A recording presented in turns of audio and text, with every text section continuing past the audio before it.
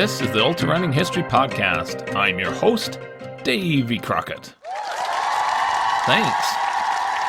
Thanks for coming. This is episode 98, the sixth part of the history of six-day races, running as far as you can in 6 days. In this episode, in 1875, Edward Payson Weston and Daniel OLeary raced against each other for 6 days for the championship of the world. Wow! Now to the story, the race to walk 500 miles in 6 days. In 1875, Edward Payson Weston was the most famous ultrarunner, or pedestrian, in the world. Like a heavyweight boxing champion dodging his competition to keep his crown, he avoided repeated challenges to race against the up-and-comer Daniel OLeary of Chicago, Illinois. The two were the most famous American athletes in 1875. The sporting world was wondering if Weston and OLeary would ever compete head-to-head in a fair race. Finally, on October 30th, 1875, it was announced that Weston and OLeary would compete in a 6-day race on November 15th, with $5,000 going to the winner and $2,500 to the loser. OLeary's men had approached Weston offering $500 extra to cover his expenses. It was just too much money for Weston to resist, potentially about $140,000 in today's value. The venue would be in the massive new Interstate Exposition Building in Chicago. The building, measuring 800 by 400 feet, had recently opened on the lakefront. The announcement created great excitement across the country. To many at the time, it was similar to the dream matchup between Muhammad Ali and Joe Frazier in 1971, regarded as the biggest boxing match in history. I am the greatest! However, there were critics against holding the event. In Ottawa, Illinois, it was written, "What benefit can it be to anybody whether they walk 100 or 1,000 miles in 6 days? A horse or mule able to walk 600 miles in 6 days might be worthy of something. But who cares how many miles Weston or OLeary can walk in a day or a month, so long as they don't kill themselves?" Also in Mobile, Alabama, "Suppose these men had plows. Wouldn't they add something in the way of the wealth of the world?"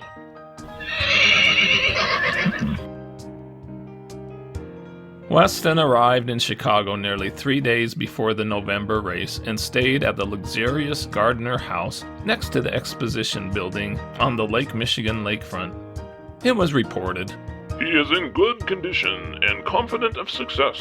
OLeary also is in excellent trim and confident of victory as his opponent. The contest will no doubt prove very exciting."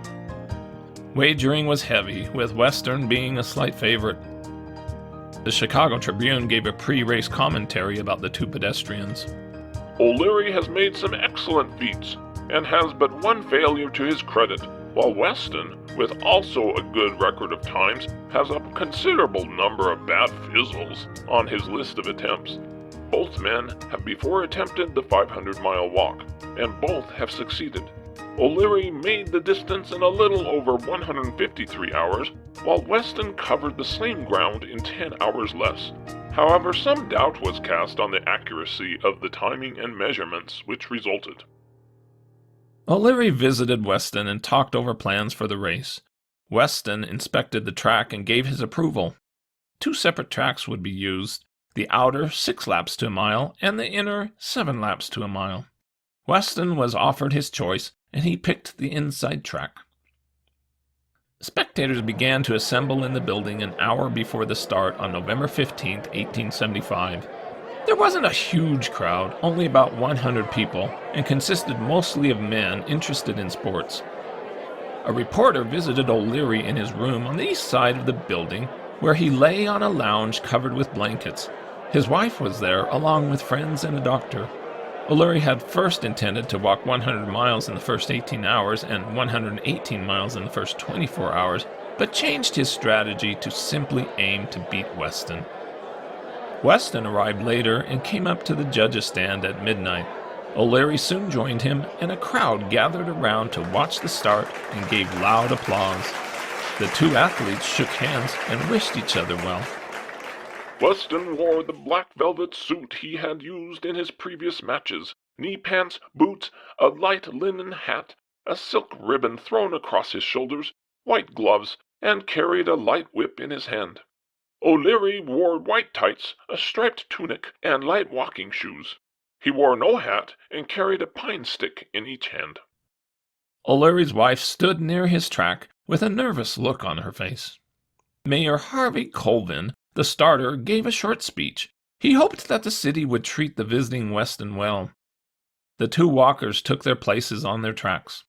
Mayor Colvin counted 1, 2, 3, and off they went. The second six-day race in history began at 12:08 a.m. OLeary shot out fast, completing the first mile in 11 minutes and 3 seconds, with Weston in 12:46. After that, OLeary settled into a steadier pace, and after 2 miles, they were just 6 seconds apart. The two walkers plodded around during the early morning and didn't take a rest until mid-morning when OLeary, in the lead, reached 50 miles in 9 hours 23 minutes. He then went off the track for his first rest for 27 minutes. On his return, he was often accompanied by his handlers who helped pace him. Weston took his first rest of only 11 minutes at mile 76, just a few miles behind. The walking styles of the two competitors were quite different. OLeary walked straight with a quick stride and bent arms. He conveys the impression of walking with more exertion than Weston, and his crooked arm helps to give an air of labor. Weston seemed to drag his feet, then throw them with a long swinging step with his arms at each side. OLeary held his head up, looking around him, while Weston always looked sharply down and saw nothing but the dirt ahead of him. During the afternoon, the crowd grew to about 500, and they were allowed to remain on the floor close to the action. In the evening, the assemblage grew significantly, especially with ladies. I love you, Weston. A band was in presence a portion of the day and evening and played rather dolefully but very loud music at intervals, such as the wind of the performers dictated.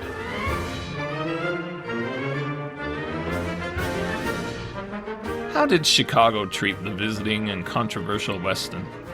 He was treated well during the race, with one exception. Once a man used insulting language to him as he passed. "Weston, you humbug!" He at once stopped his travel and demanded of his competitor that the man be cast forth, and the act was accomplished without harm by the police. A large contingent of police was in attendance, doing crowd control, driving back the crowd from time to time. During that first evening, there was a surprising skirmish in the audience. 15-year-old Albert Morton had recently escaped from a nearby prison and showed up to watch the race. A police officer noticed him in the crowd and approached to make an arrest. Albert drew a razor and attempted to carve the officer. A well-directed blow with a club subjected Albert. He was taken before a judge and had 90 days added to his 10-month sentence for burglary and stealing a watch and chain.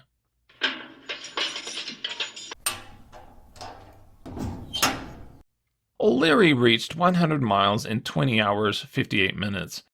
At 110 miles, he was 20 miles ahead of Weston and retired to his room for a few hours' sleep. Weston also went to his room at the Gardner house for 5 hours of sleep. On the morning of day 2, both of the determined walkers were back on the track by 4 a.m. and put in constant miles without any long rest during the day. During the evening, a rumor was circulated around the city that Weston had broken down and had resigned from the race. Read all about it. Weston quit. People started to flock to the building to celebrate OLeary's victory. A reporter went to Gardner House to validate the report. Weston had just finished his supper and was angry about the false report. He stated that he was not thinking about quitting, that his physical condition was good and he was pleased with his progress.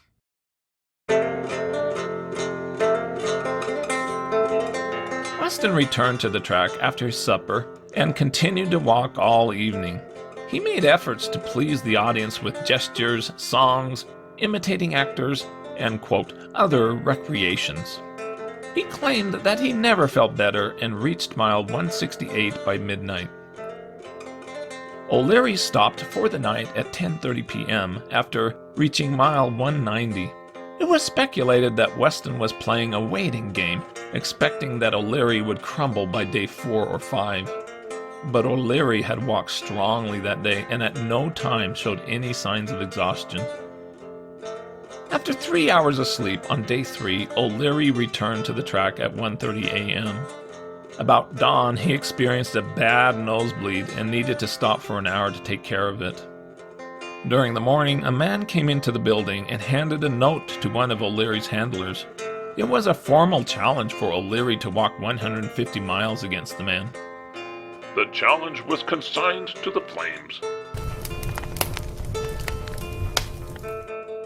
The audience size grew each day. Reporters issued complaints that the race staff were providing them abominable accommodations, being jammed into the crowd without seats, despite the free coverage they were giving in their papers about the event. They said, "It was impossible for newspapermen to make reports while hanging over a railing to which their chins hardly reached." OLeary extended his lead by 5 miles that day. The score at midnight was OLeary 273 miles, Weston 247 miles. How are the two walkers doing on day 4? OLeary wears the same thoughtful look that has characterized him during the contest, while Weston keeps up that jolly good humor for which he is noted. Another observer remarked, OLeary looked somewhat hollow-eyed and weary-looking in the face, but still was perfectly self-possessed and sometimes would stop or dawdle around in the coolest manner possible, stopping to chat and exchange salutations with his friends. Mayor Colvin put in an appearance during the day and walked with Weston around the track a few times. It was commented, "A few laps were sufficient to show he does not shine with any particular brilliance as a walker." At 11:40 p.m., OLeary passed the judges' stand and shouted, I bid you all good night. He reached 350 miles. Weston continued until midnight, reaching 314 miles. Each day, OLeary was increasing his lead. During the evening on day 5, it was believed that of the two, Weston looked to be in better condition. The evening throng was amazing. The audience was simply immense. The floors and galleries were densely thronged, and at a moderate calculation, there could have not been less than 8,000 people present, among them many ladies. Weston reached 390 miles and OLeary was at 425 miles. On the final day, OLeary started his walking at 4:30 a.m., looking as well as could be expected. He walked very steadily all day and did not show fatigue. Weston started at the same time, but not looking fresh. The scene of the last day in the exposition building was astonishing and hard to imagine. It was packed with a lengthy line of people waiting on the street to reach the ticket office. Men going home from work dropped by to see how things were going. In the evening, the rush was said to be unparalleled. The approaches to the building were surrounded by a surging mass of humanity, eager to procure tickets. Excitement could not have reached a higher pitch. The crowd was dense, sweeping hither and thither, shouting, yelling, or cheering. The crowd represented wealth, brains, thieves, gamblers, and roughs. Ladies were there in large numbers, but all had a terribly hard time of it in the ceasingly moving and noisy throng.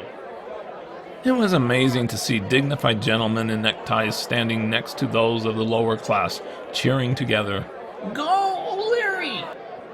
There was an estimated 8,000 people in the building, mostly of which were orderly working men with their wife and children. Many boys and men climbed for higher perches in the building, trusses near the roof, on top of a large town clock, and on the elevator. Though the crowd made a great deal of noise, it was very good-natured, and though it felt pleased with OLeary's feat, it did not forget to heartily cheer the New York lad. In the evening, OLeary had reached his 488th mile, while Weston had only walked 14 miles so far that day and was at 439 miles. As OLeary continued to close in on 500 miles, the crowd cheered loudly as he went by. Even though Weston was beat, he was encouraged on with cries of "Bully Boy" and "Go in."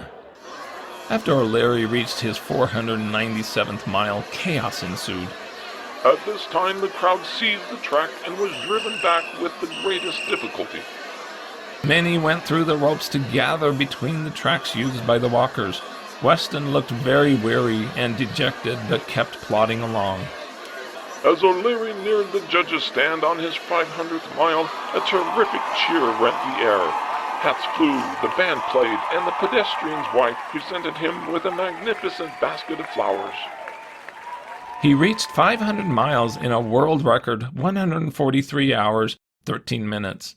He then continued and set a new 6-day world record of 503 miles. Weston reached 451 miles.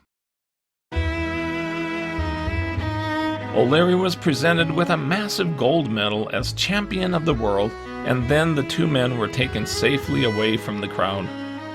The event was a great financial success, bringing in about $16,000 for the week, valued at $400,000 in today's value. OLeary and Weston divided the net gate proceeds, each receiving about $5,500. They both became very wealthy. OLeary would invest much of it back into the sport. Weston would spend most of it on his extravagant lifestyle, always spending more than he earned. The next evening, a reporter went to interview Weston at his room in Gardner House. Weston looked, quote, fresh as a schoolboy after a vacation. He talked about his loss in the race. He wished that he would have pushed to walk 100 miles on the first day when he was fresh, and wished he had slept on Sunday before the race. Then came an excuse. The fumes from the furnace of a peanut stand bothered him, got into his head, and affected his sleep during the race. He said, The gas from the charcoal got into my head, though I did not notice it at the time. When asked about OLeary, he said he was the fastest walker he had ever met, and he still believed he could beat him in a very long race, even though he did not this time. Months later, after Weston was frustrated with continual reminders about his defeat by OLeary, he brought forth a new excuse that had never been reported on during the race. He said that some Chicagoans had sprayed pepper in his face as he walked, and others threatened to shoot him. This was likely untrue, and just sour grapes for not performing as well as he had hoped. He got them sour grapes. Sour grapes, sour grapes. He got them sour grapes. The reporter next visited OLeary in his home, a modest little furniture store where the family lived in the rear. OLeary was cheerful and chatty and didn't seem to be fazed by his efforts during the past week. He said that he had slept only a total of 16 hours during the entire week. While he stopped more often than Weston, he was convinced that his speed could win the walk. Once he established a big lead, he didn't see any reason to be in a big hurry and held back. Of Weston, OLeary said, He is an extraordinary man.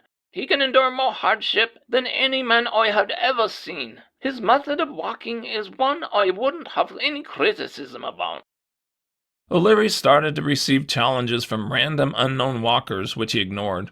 He was willing to walk against Weston or any other man if the money was worth it, but at that time he didn't plan to compete for the next 6 months.